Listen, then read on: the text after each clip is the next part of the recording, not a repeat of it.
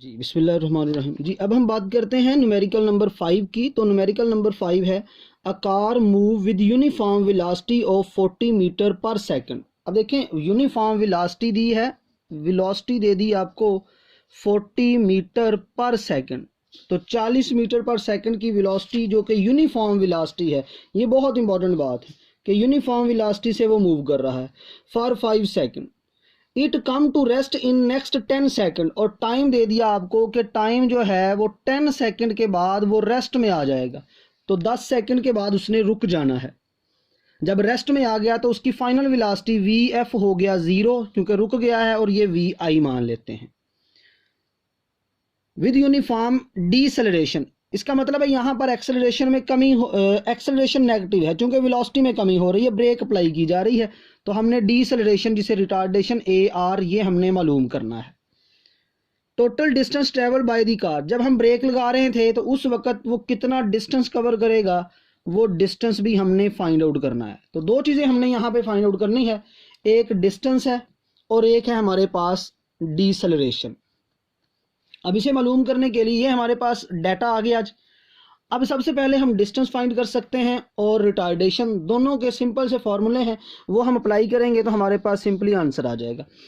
अब देखिए सबसे पहले हम फाइंड आउट करते हैं डीसेलरेशन, उसके बाद हम फाइंड आउट करेंगे डिस्टेंस।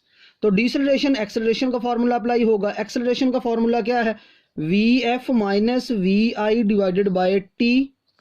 और डिस्टेंस मालूम करने के लिए हम फॉर्मूला लगाएंगे s is equal to v into T.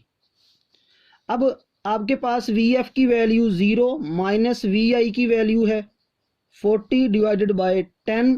सो हमारे पास माइनस 40 डिवाइडेड बाय 10, तो 0 से 0 कैंसिल आउट हो गई। तो ए आर यानी रिटार्डेशन एक्सेलरेशन या डिसेलरेशन की value -4 metre per second square, ये हमारा आंसर आ गया जी। अब डिस्टेंस की बात करते हैं। तो डिस्टेंस में बेटा हमारे पास वेलोसिटी कितनी दे दी है 40, क्योंकि यूनिफॉर्म है तो डायरेक्ट पुट हो जाएगी, मल्टीप्लाई बाय टाइम। टाइम कितना दिया आपको 10 सेकंड, तो यहाँ पर 10 पुट किया तो हमारे पास जो डिस्टेंस आ जाएगा वो डिस्टेंस आ गया हमारे पास 400 मीटर।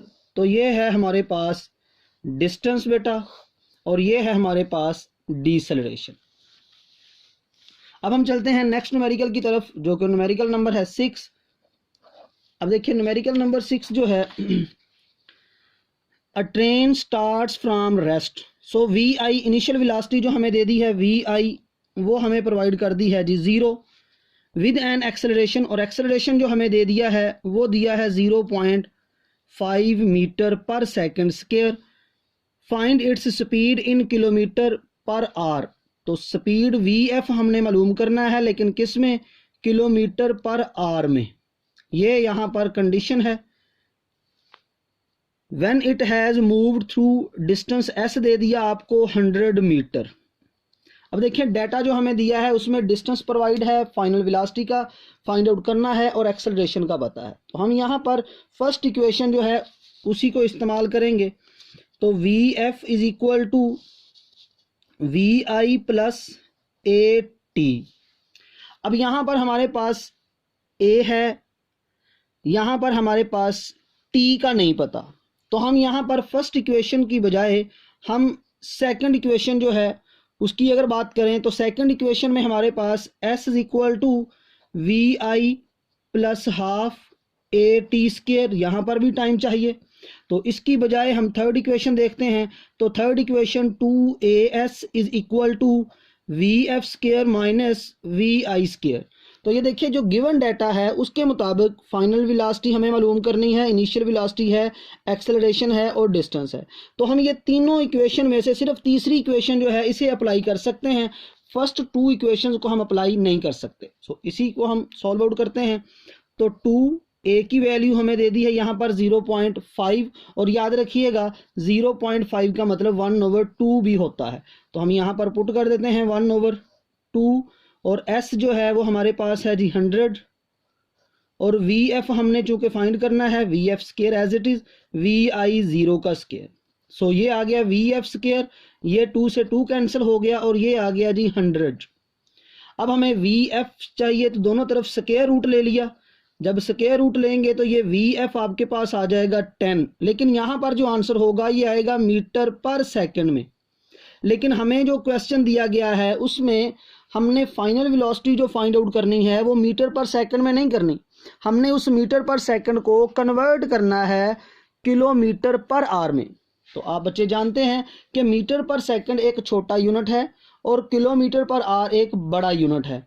तो छोटे यूनिट से जब आप बड़े यूनिट में जाते हो तो आपको मल्टीप्लाई करना पड़ता है, क्योंकि स्पीड की बात है। तो इसलिए आप सिंपली यहाँ पर 3.6 से इस वैल्यू को मल्टीप्लाई करेंगे तो आपके पास ये वैल्यू बन जाएगी किलोमीटर पर आवर, और यही आपका फाइनल में फिर आंसर आ जाएगा। और ये VF is equal to 36 kilometre per hour, ये हमारा फाइनल आंसर आ जाएगा। तो ये इस तरह से हम न्यूमेरिकल नंबर 6 जो है इसको कैलकुलेट कर लेते हैं। इसमें जो दिया गया है वो फाइनल वेलोसिटी वो हमने कैलकुलेट कर ली, और ये इम्पोर्टेंट, बहुत इंपॉर्टेंट न्यूमेरिकल है, और ये भी पेपर में शॉर्ट क्वेश्चन और लॉन्ग क्वेश्चन के तौर पे दोनों में भी आ सकता है।